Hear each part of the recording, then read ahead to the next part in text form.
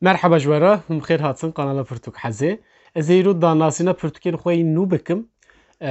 Lê beriya wê ez dixwazim li ser meseleyekî mijarekî biaxivim. Pirsek heye ku gelek caran ji min tê pirsîn taybet li ser Instagramê. Ez dixwazim ewil vê pirsê bibersivînim û pişta jî derbasî danasîna pirtûkên xwe yê nû bibim ku min di meha adarê da van rojên dawî yên adarê da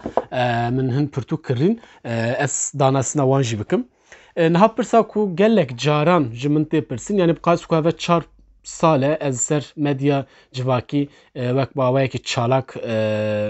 bi çalak min bêjin taybet ser Instagramê ev pirsa ku tu pirtûk firoşî yani ji min dipirsin.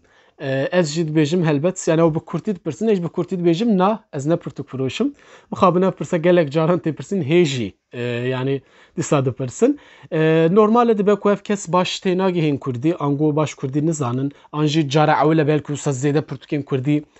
tên nîşandayîn. Ji ber wan e ku dibêjin qey ez pirtûka difiroşim lê mixabin tê nagihîn ango fêm nakin ku divê serdema me de emojî ji em bêjin tên bikaranîn yani ya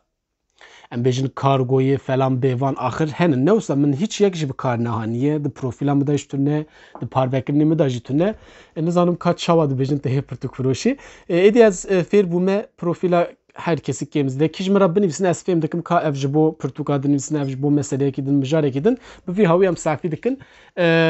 Bi rastî min dixwaz belkî ez vîdeoyekî taybet li ser çêkim lê ne ew qas ne hewce mirov ew qas pirsekî yani pir zêde jî vîdeoyekî li ser çê bike wek bi Kurtî ez bersiva vê pirsê bidim ez pirtûkan nafiroşim. Pirtûk firoş nînim gelek pirtûk firoş henin ji xwe ez ê ku ji min dipirsin jî pêşniyaz dikim wan cîhan jî nîşanî we didim. Me ev pirsa bi dawî kir ji ez derbasî pirtûkên xwe yê nû pirtûkên ku nû min kirîne ez yek bi yek danasîna wan bikim reklama wan bikim ango. Ji ber ku min nexwendine helbet ez nikarim derbarê naveroka wan da tiştekî bibêjim. Yani dibe bi rastî van mesela danasîna pirtûkan da yani xwezî gelek derfetê me yani derfetê me hebiyana hê bêtir me bikariba danasîna hemî pirtûkan bikira ên Kurdî mixabin ev derfet ne û qas pir zêde ne axir em jî li gor derfetên xwe ez ê her pirtûkên ku nû dikirim çi li ser YouTubeê çi li ser Instagramê û Twitterê be danasîna wan dikim û jî dikarin bi şopandinê û parvekirin û ecbandinê belkî bikaribin bigînin çend kesî din û em bikaribin vê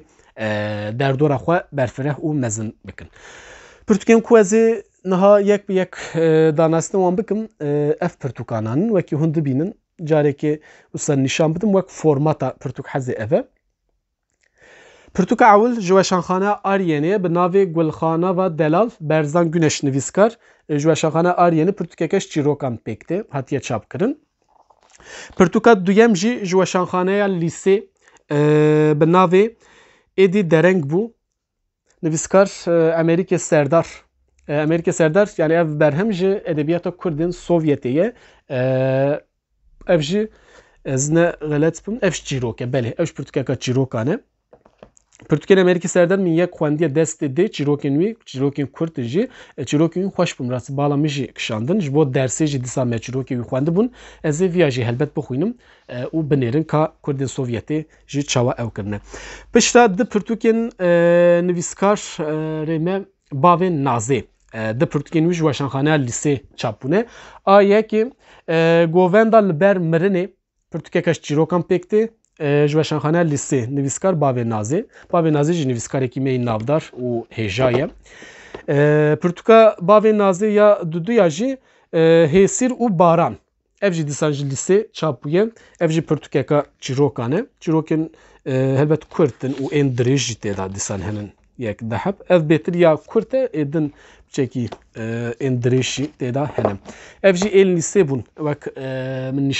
nîşanda û danasîna wan kir. Yani ji danasînê qesta min ji xwe ev e yani. Pişta nebêjin kaçma te hê zêdetir. Yani zêdetir çê nabe. Bes ez ê nivîskar weşanxane û cureya wê bibêjim û bes ew qas. Ji ez werim ser pirtûkên ji weşanxaneya Avestayê jî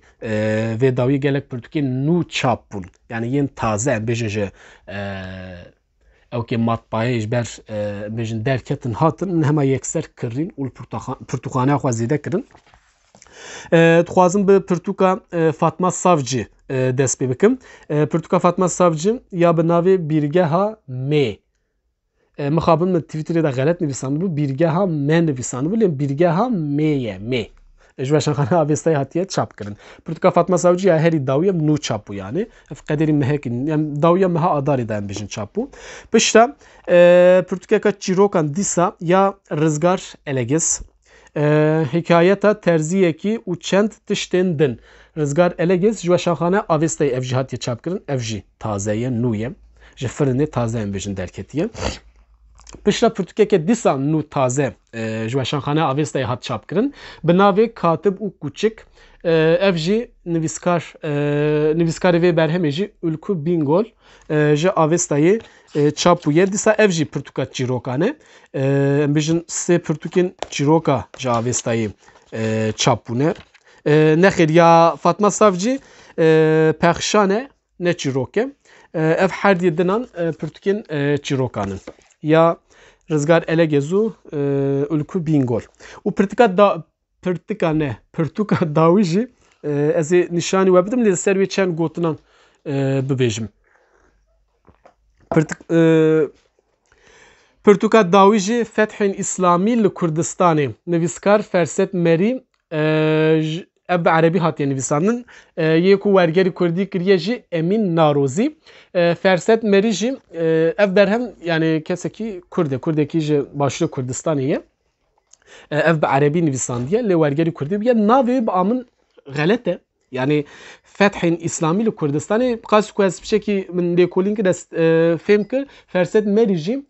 İslamîstekî Kurd e yani İslamistan bifikirin yani İslamistên Kurdên meyên Kurdistanê çawan e ku Qudüs ji bo wan ji her tiştî pîroztir e lê Amed ji bo wan hîç qîmeta wî tune Ferset Merî jî li başûr axir ev jî di heman fikr û baweriyê da ye yani